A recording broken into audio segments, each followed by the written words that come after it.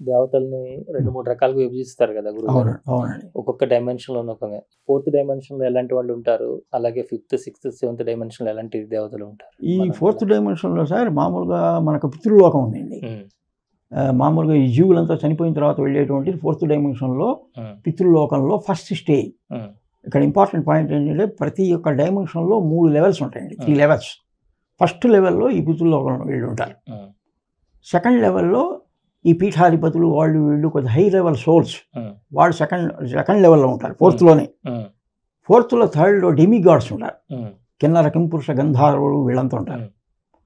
అయితే ఈ 4th డైమెన్షన్లో first stage వాడికి అసలు అందరూ వాళ్ళు ఇప్పుడు ఎక్కడ పల్లెటూరులో ఉన్న వాడికి బొంబాయి వాళ్ళు చుట్టాలు ఉంటారు, అమ్మాలిగా వాడు పోలేడు.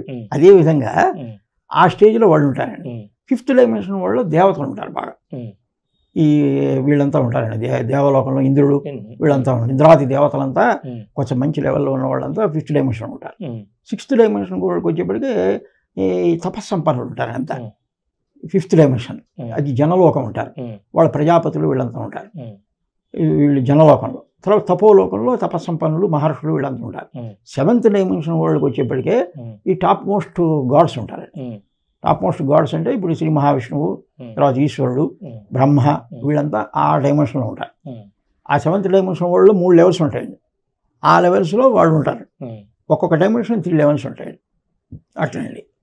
అందువల్ల వీళ్ళు ఇప్పుడు పితృలోకంలో ఉండేవాడు ఇమీడియట్గా కిన్నర కింపురుష దేవతలను చూడాలంటే కుదరదు.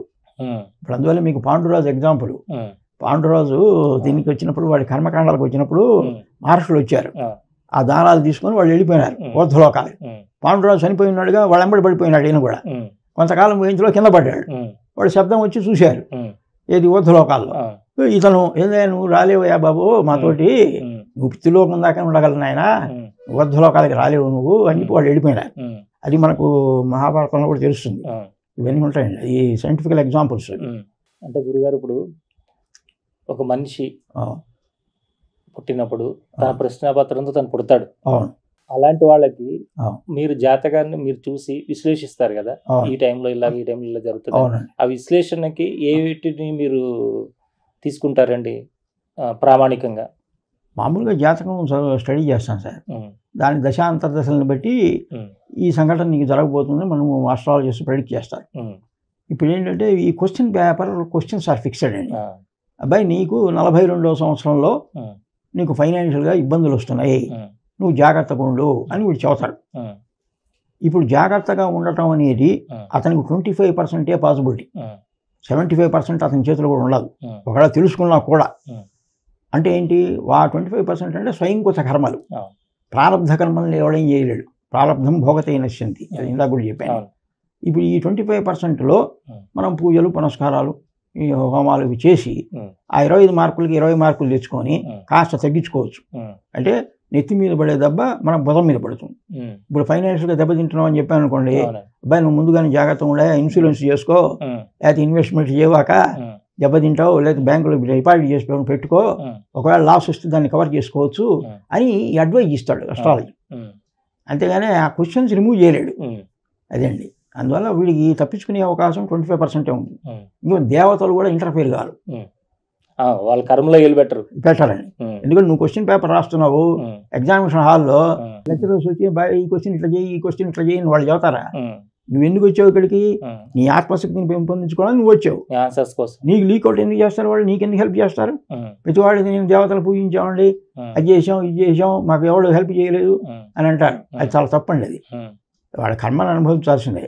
కాకపోతే అందువల్ల మహర్షులు ఏం చేశారంటే, అబ్బాయి ఈ గ్రహాలకి ఈ బీజ మంత్రాలు ఉన్నాయి, ఇవి చేసుకోండి, చేస్తే మీకు ఆ వైబ్రేషన్ తగ్గుతుంది అని చెప్పారు. అందువల్ల ఆ మూలమంత్రాలు చేసుకొని మన జప దానాలు చేస్తే కొద్దిగా ఎఫెక్ట్ తగ్గుతుంది. 25%. గ్రహ శాంతులు అంటే అంతే. శాంతులు అంటే అదే అండి. దానాలు చేయటం, లేకపోతే మూలమంత్రాలు ఉన్నాయి ఆ మంత్రాలు జపాలు చేయటం, దానం చేయటం, హోమం చేసుకోవటం. హోమాలకి కలియుగంలో కొద్ది ఇంపార్టెన్స్ ఉందండి. ఎందుకంటే హోమాలు అది ఇన్ఫ్రారెడ్ స్పెక్ట్రంలోకి ఎంటర్ అవుతుంది. ఆ హోమం వెళ్ళినప్పుడు వాళ్ళకి కనుక రీచ్ అయితే వాళ్ళు రియాక్ట్ అవుతారు దేవతలు. అందులో కలియుగంలో హోమాలకు ఇంపార్టెన్స్ ఉందండి. ఇప్పుడు జపాలంటే ఇప్పుడు ఏంటంటే జపాలు చేసేవాళ్ళలో కూడా పెద్ద కాన్సన్ట్రేషన్ ఉండాలి. అందువల్ల ఇట్ ఈస్ నాట్ డిపెండబుల్. ఈ హోమాలు అనేవి ఏ ఏ రోజుల్లో ఎలాంటి హోమాలు చేయాలి ఏంటి అనేది అది మామూలుగా అనేక రకాల హోమాలు ఉన్నాయి సార్. ఇప్పుడు మనం మామూలుగా ద్రవ్య సంపద కోసం లక్ష్మీ గణపతి హోమం ఉంది, మామూలుగా గణపతి హోమం ఉంది, సుదర్శన హోమం ఉంది, అట్లాంటివి ఉన్నాయి. తర్వాత ఇప్పుడు పాశుపతాస్త్ర హోమాలు ఉన్నాయి.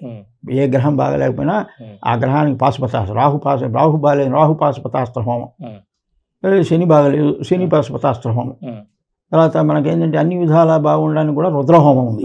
ఈశ్వరుడు ఆయన మహానుభావుడు, సర్వకారకుడు. ఇప్పుడు డబ్బు సంపదని ఇస్తాడు, రోగాల నుంచి బయటపడేస్తాడు, కష్టాల నుంచి బయటపడేస్తాడు. అట్లా శ్రీ మహావిష్ణువు సంపదని ఇస్తాడు. అట్లా సుదర్శన హోమం ఉంది. ఇట్లా హోమాలు చెప్పారండి. హోమాలు చేయటం మంచిదండి కలియుగంలో. అది ఏకాగ్రతతో హోమం చేయాలి. ఈ హోమాన్ని చేసేటప్పుడు గురుగారు వీళ్ళు పాటించవలసిన నియమ నిబంధనలు ఏదైతే నియమాలు ఉంటాయి ఇవి అవి సరిగైన రీతిలో ఎలాంటి వాళ్ళు చేస్తే చేయాలి సార్. హోమాలు ప్రతి హోమానికి బీజమంత్రం ఉంటుంది సార్. ఆ బీజమంత్రం అనేది మనం బ్రాహ్మణులు పెట్టుకుంటాం. అది పర్ఫెక్ట్గా చేయగల బ్రాహ్మణులు పెట్టాలి మనం ఆ బీజమంత్రాన్ని. దానికి దేవతలకు ఆహుతులు ఇవ్వాలండి. హవిస్సులు అంటారు. హవిర్భాగాన్ని దేవతలకు సమర్పించాలి. కొన్ని హోమాల్లో ఏంటంటే మరి 1008 సార్లు బీజమంత్రాలతో ఆహుతులు సమర్పించాలి. కొంతమంది చేయలేని వాళ్ళు లఘువుగా 108 సార్లు చేస్తారు. ఆ ఆహుతులు పర్ఫెక్ట్గా చేయాలండి. అది వీళ్ళు అసలు యాక్చువల్గా చేసేవాడు కనీసం 21 రోజుల బీజమంత్రాన్ని అనుష్ఠానం చేసి అక్కడ కూర్చోవాలి. తర్వాత బ్రాహ్మణుడు చేయించే బ్రాహ్మణుడు ఉంటాడు. ప్రతి బీజమంత్రం కూడా అంతేనండి. 21 రోజులైనా వాడు ఆ బీజమంత్రాన్ని తీసుకొని అనుష్ఠానం చేసి అప్పుడు హోమానికి వెళ్ళాలి. ఏకాగ్రత ఉండాలి. ఈ మామూలుగా నాన్ వెజిటేరియన్ మాంసాహారాలు చేయకూడదు. సాత్విక ఆహారం తీసుకొని ఉండాలి. సాత్విక ఆహారం తీసుకుంటే మన ఒంట్లో మదం తగ్గుతుంది, అహం తగ్గుతుంది. దాంతో వాడు హోమం చేయాలి. చేస్తే అప్పుడు ఖచ్చితంగా చేసినప్పుడు దేవతలకి డెఫినెట్గా పోతుందండి. దేవతలకి కనుక వెళ్ళిందంటే వాళ్ళు ఖచ్చితంగా వీళ్ళకి బెనిఫిట్ ఇస్తారండి. వాళ్ళు ఎందుకంటే వాళ్ళ దగ్గర ఉంచుకోరు. వాళ్ళు దేవతలు మానవుల్లాగా కాదు, వాళ్ళు ఉంచుకోరు. వాళ్ళ శక్తి కొంత తీసుకున్నప్పుడు వాళ్ళు మళ్ళీ వీళ్ళకి ప్రతిఫలాన్ని ఇస్తారు.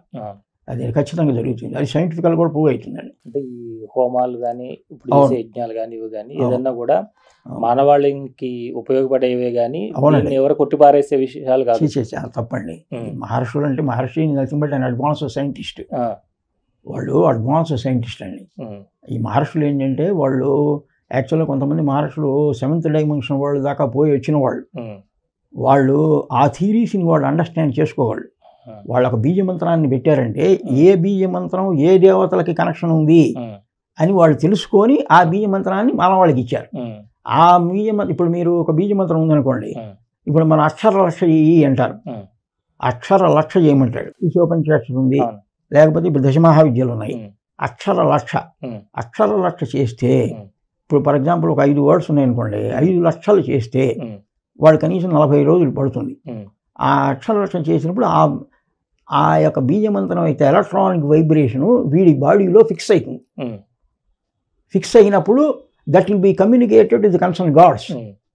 ఆ గాడ్స్ ఎవరు వీడని తెలుసుకుంటారు. వాళ్ళు అతనికి ఏం కావాలి వాళ్ళకి తెలిసిపోతుంది. వాడికి బెనిఫిట్ ఇస్తారు.